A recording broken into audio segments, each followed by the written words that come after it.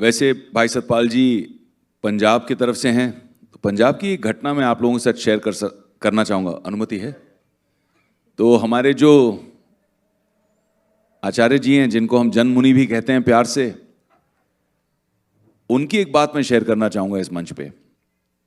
कई साल पहले की बात है, जब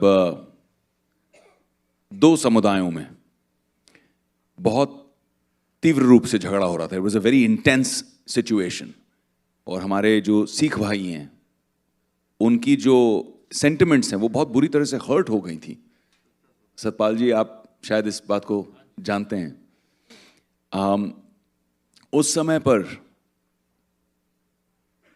ये वो कहते हैं, जैसे हनुमान जी के बारे में भी कहते हैं कभी कभी कि वो कैसे लंका चले गए थे। वैसे ही आचार्य जी जैन मुनि हैं, जैन समुदाय को रिप्रेजेंट करते हैं।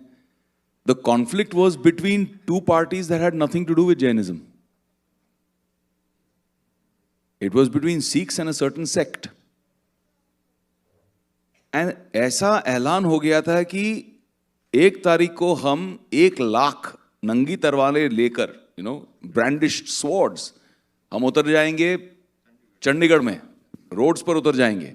अब ऐसे इंटेंस माहौल में there will be riots, there will be burning, all kinds of issues will happen. गुस्सा जब आता है तो इंसान अपनी बैलेंस को खो देता है. और तब आचार्य जी उस मैदान में उतरे एंड दिन रात मेहनत कर उन्होंने 2 वॉरिंग फैक्शंस के बीच में किस तरह से पीस का रोल प्ले किया. तो when he was talking about peace ambassador, शांति दूत जो वो बोल रहे हैं जिनके बारे में, he means it because he has lived it. He is not just saying it, he has lived it. खुद रहे हैं.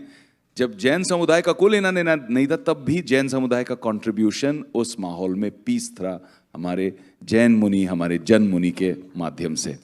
तो Acharya ji, in a world of conflict now, how can you contribute even if you have nothing at stake? नहीं, इसमें विवेक जी कुछ, क्योंकि ये फिल्मों में काम करते हैं तो प्यार की बातें ज़्यादा करते हैं,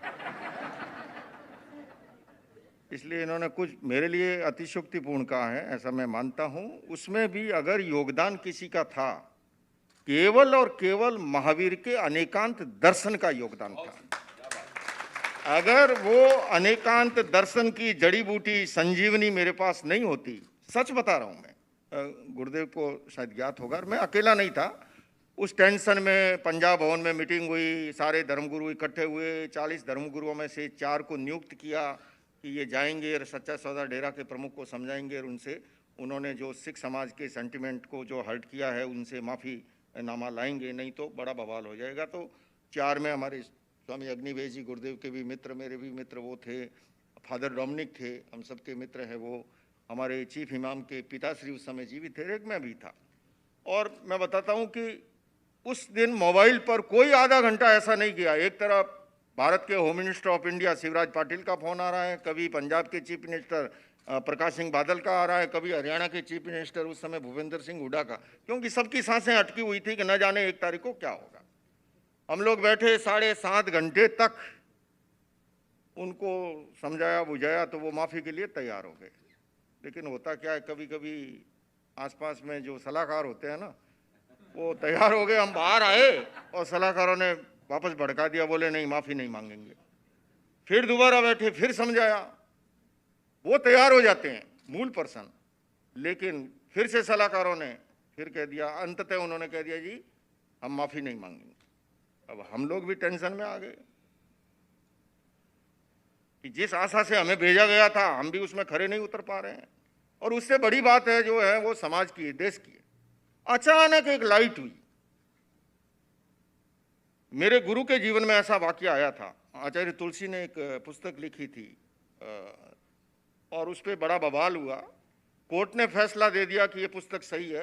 प्रधानमंत्री इंदिरा गांधी और अटल बिहारी वाजपेयी, पूरा देश, जयप्रकाश नारायण, सब उनके साथ थे.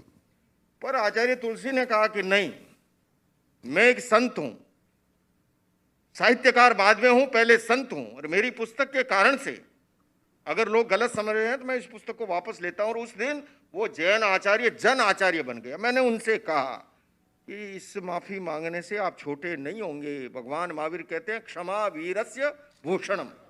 राष्ट्र कवि दिनकर कहते हैं क्षमा शोभती उस भुजंग को जिसके पास गरल हो, अरे उसको क्या जो दंतहीन विषहीन विनीत सरल हो।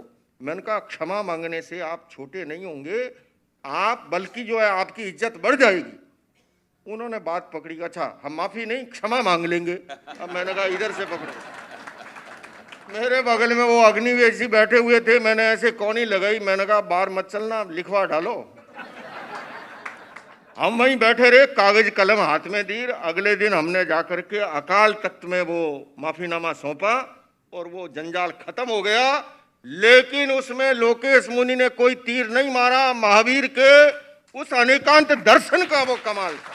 बहुत सुंदर, बहुत